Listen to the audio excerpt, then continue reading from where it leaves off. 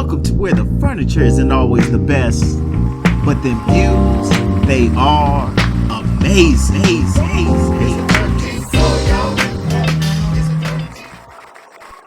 So, keeping with that theme a It might little not be bit. millions. Go ahead. I'm gonna fact check it, but there's a lot. There's a growing Well, number of Black and brown people missing out there, and on a daily basis. That's the bottom line. right. So, keeping with that kind of theme and some of the what we experience as social injustices as Black and brown people every day, right? So it's a lot that's really going on in this world as it pertains to us. And so I was having a conversation, and this spurred on the eve of the or after the Super Bowl and the big halftime show. You know, you got legends up there. Shout out to Mary, 50, Dre, Snoop. Shut it down. And then Kendrick Lamar, you know, soon to be in that same category, I believe, or will be as his career goes on. But it was so much hype, you know, around that halftime show, and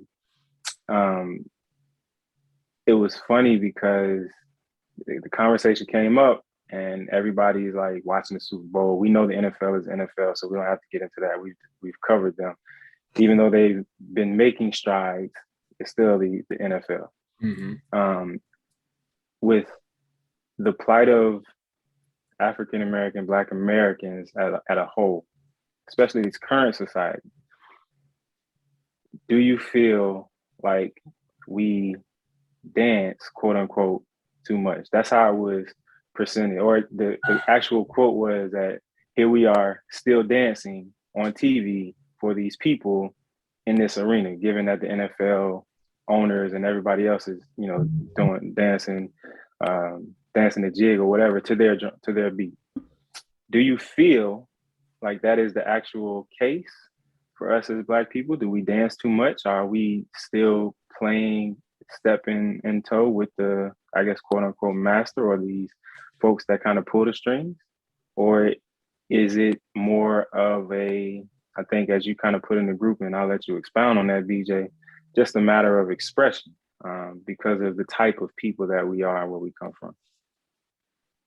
All right, real quick before you answer that, there are 145,467 missing African American, Asian, and Indian people in the United States. Sorry, million was a little far. One is too many. Well, you can't say one is too many. Come on, man. Come on. Feel the energy. I'm just trying to find I don't want to take your energy, but I mean, there are missing people, like whether it be runaways or whatever. I mean, it was a whole true crisis in here in DC for a minute. And it was it was missing girls getting snatched up off the street. You know, but you see how that was. I'm sorry, I know but that's even got played down over the last couple of months, and it fell out of the news loop. But from what I'm still hearing, it's not that it's gone away. It's just not being reported as much. Right. But okay, sticking with the topic, yeah, got you, BJ. You wide open. So when you posed the question initially, again, I think halftime show, I think it was a display of the Black culture from LA, in LA, for LA. That I think a lot of times gets the stigma of whatever you want, gangs, Crips and Bloods. You go any movie that was featured in LA, they have the khakis on with the white on, and they're Crip walking. They got a red bandana or a blue bandana hanging out the back pocket. Mm-hmm. Got to be on the right side, not the left side. If you listen to Snoop, right.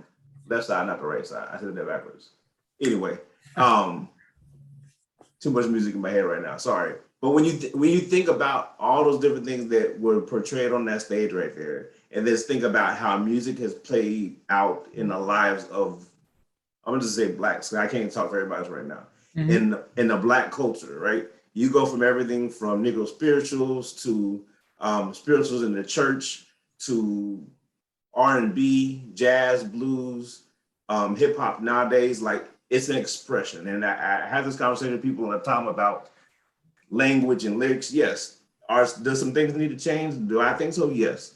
But has it been a way to, if you just track everything from start to finish that we know of, has it been a an art of expression? That's how we express ourselves. That's how we communicate. That's how we get messages across. We've always done that, and we use it to our advantage. Now, fast forward to this time of age, I think what was on display right there was for the rest of the world to kind of see. The things that y'all kids are doing now on TikTok and everything else are spurned off of things that were already done by Blacks before. So celebrate it for what it is. They may not be quote unquote grip walking, but what they're doing back and forth and some of the moves and everything like that are taken from different dances and adapted and moved throughout history and moved throughout different generations, if you will. If you think about what was going on with West Coast rap when, like in the 90s and early 2000s, and the whole East Coast, West Coast beef, and there's so many avenues that could take, but ultimately it was expressions by those artists from what they knew, from where they, and even if you go back and listen to a lot of their stories, like where did they grow up? They grew up in the churches. They grew up listening to people singing on the streets. They grew up with their parents playing jazz music, playing blues, and they've adapted that to now tell their own stories. Now we have our own depiction of, well, they cuss too much, or they use bitch, they use nigga too much, they use all this stuff. Like, that's fine and dandy. We can have those conversations. Ultimately, art is a form of expression, no matter you painting the word or you saying the word. So when you think about the way it's being used and how it's been portrayed, I saw that Super Bowl. First of all, I saw a generation being highlighted. Yes. Then I saw the culture being highlighted. I saw videos on social media and people reposting stuff, like people our age into their 50s, man, like dancing like it was a rap party back in the day. I just picture like G, and a couple other people that were like from the New York people from out west. They're like doing different things. Like that was the time we were in. And I think we were neat because we had people from all over the country, all over the world. Yeah, bringing that in, and everybody just accepted it. That was a world's view of like, this was a culture. This is a thing that's always been made to be a negative stereotype. But no, we're gonna do it to show on the Super Bowl stage in front of the world that this is the culture. This is LA. This is a big part of LA. Like it or don't like it, we're here to stay. It doesn't matter. Okay, BJ, I'm with you. I'm with you. I don't necessarily disagree. Let me phrase the question a little bit differently, because I think the way that the comment was intended was more so along the lines of, are we serious enough about the change that we want to see as Black people? When you look at the NFL and the entertainers and how the NFL is structured, I guess that's the biggest example, or the specific example. And the way the players kind of, just stay in line with the owners and how ownership wants things to be run. We know, several years ago, how bad things were for the NFL as far as PR and social justice, and they tried to clean it up a lot over the last several years. But given that they are who they are, and this is not just about the NFL, this is holistically, are we serious enough about the change that we want to see to forego some of those, I guess, pleasantries or whatever, and get to the business of where we want to be at? Ooh. I don't think we need to stop our culture to get business done. I don't think we need to stop that piece to get the business. Now, what was done a few years ago about boycotting the Super Bowl and not that was a statement, a stance. Do we need to progress from there? Yes, you can boycott, but then when do you have a chance to take that platform and promote something like we just saw? That's how I see it, at least. Like what we saw like last weekend with the NBA and their All-Star weekend, and like it was just a supreme spotlight on like HBCU life and how much they brought them in. I think Howard and Morgan played a game that Morgan State had a game. They gave I think it was Central State is the HBCU in Ohio. They had a young lady on there announcing, So and gave a lot of like scholarships and everything, like huge push for HBCUs. So something is that's what you're kind of talking about, having that. Well, I can't speak to the All-Star week. I didn't catch anything this past weekend, All-Star weekend.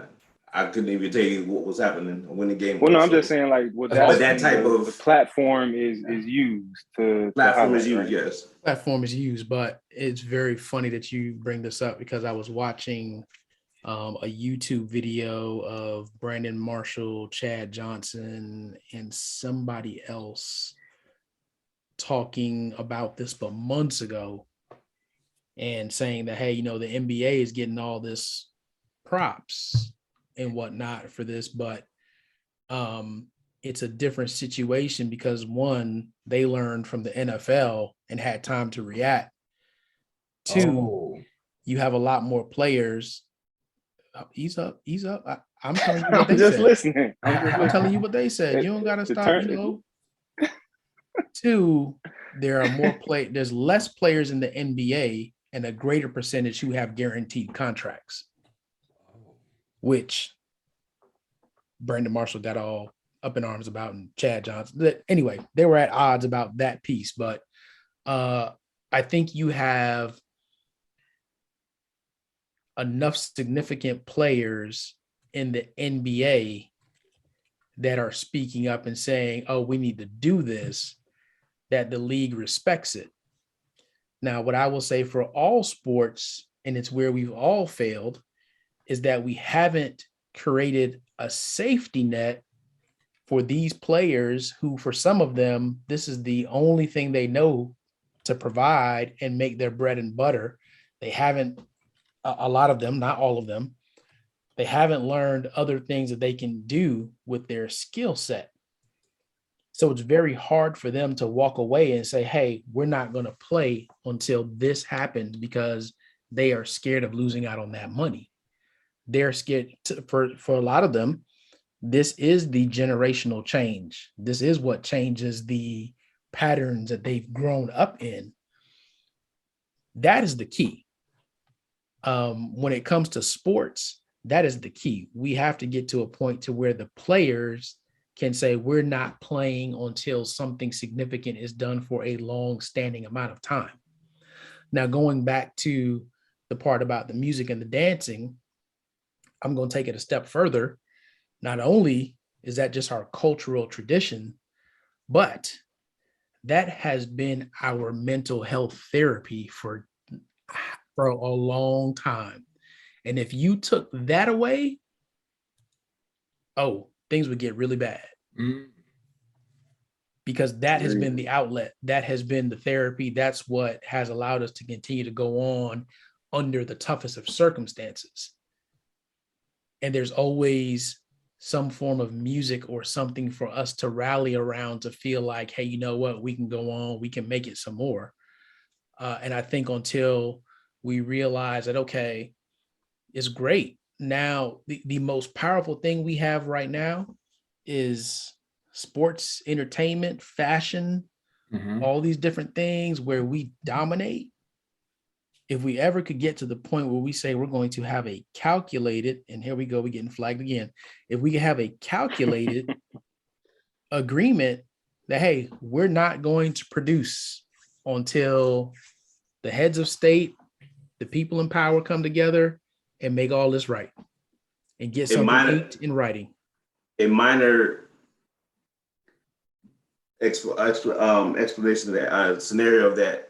I remember, I don't know what it was, but I remember about a year ago that what was being all the TikTok dances were, when everybody was in quarantine, all the TikTok dances was out, right? And a lot of the initial dances were created by Black and brown folks. Yes. And then there was one song that came out. I don't know if it was Nicki, it was Cardi, or somebody. And the thing was like, Black creators don't make a dance to this song. Yes. Do you remember that, Art? I do. I forget what it was. It was like, Black creators don't make a TikTok dance to this song unless you watch what happens. And that song got it was a major hit, but it got like no traction. And everybody who tried to make something that wasn't of that persuasion, it like failed. Like there were no specific TikTok dances that took off during that time for that music. It was And I heard about it afterwards, and I went back to look at some of the things. I'm like, somebody had to do something. It was like when no Black or brown people stepped foot and created it for it to be copied, for it to be duplicated, it fell flat on their face. Like now, and in a small microcosm, that's the word I was trying to say a little while ago, it just didn't come out. It was an example of, we have power.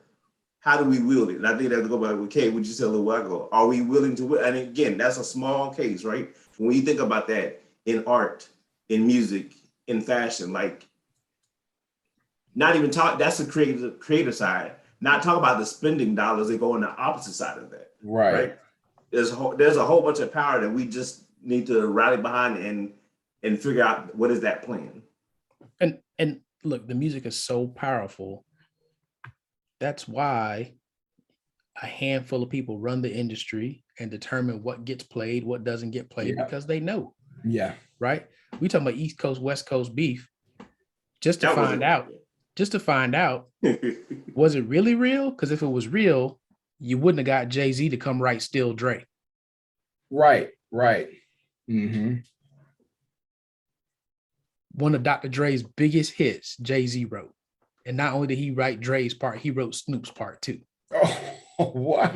You know what? It is a complete sidebar. Like it hurt me when I found out Snoop had a ghostwriter. I think it was not Eddie Kane. Who was it?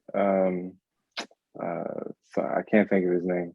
But that hurts, man, because I'm like, dang, man, I like Snoop, and you just want to believe that, you know, I knew Dre had the ghostwriter, producer. It makes sense. I mean, everybody does. They all do. They all do. I mean, it's just that some of them are better at it. No ghostwriter.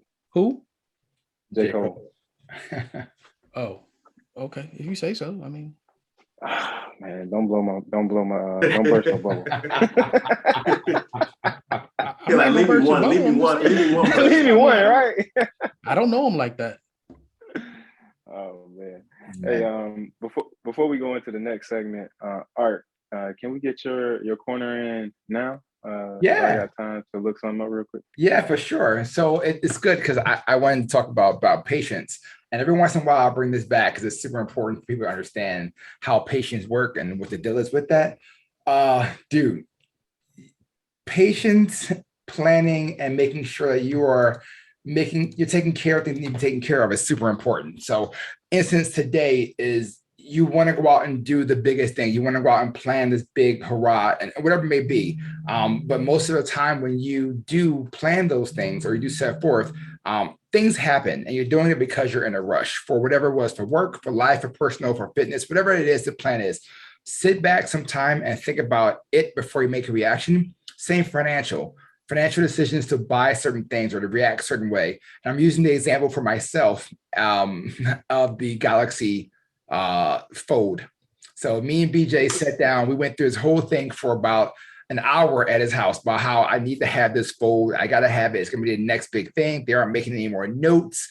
You guys know I'm a Samsung guy, so I'm all about that. And then come to find out, literally in a couple of days, they're going to drop the Samsung Ultra, which is pretty much the Note. So now I'm looking at it like, oh man, well, I would have pushed for that fold and had all that information going and then been screwed behind it because I didn't have anything going forward.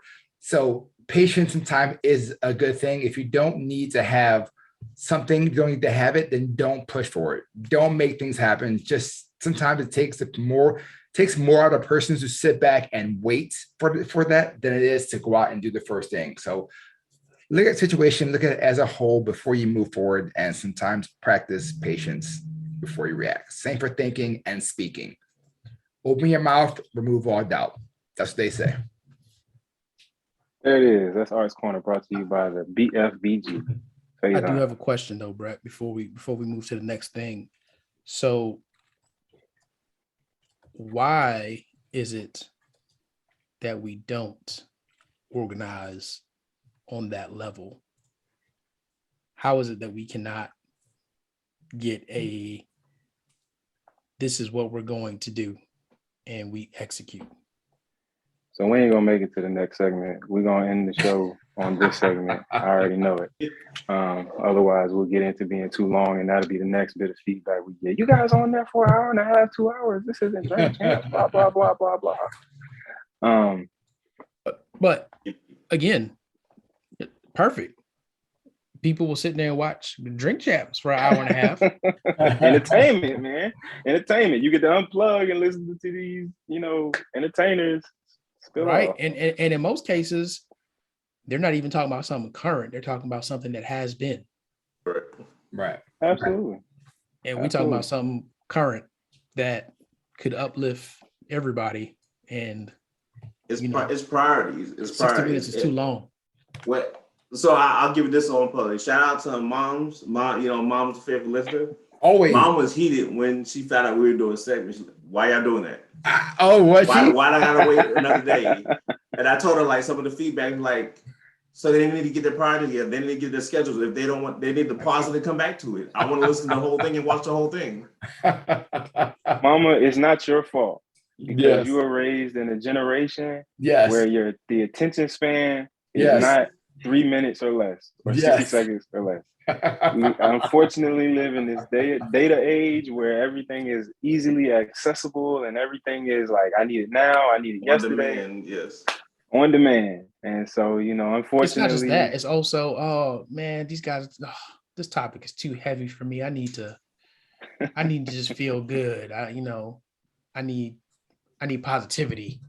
I wish I could stop for positivity in my daily life. So I must try be to nice. that way.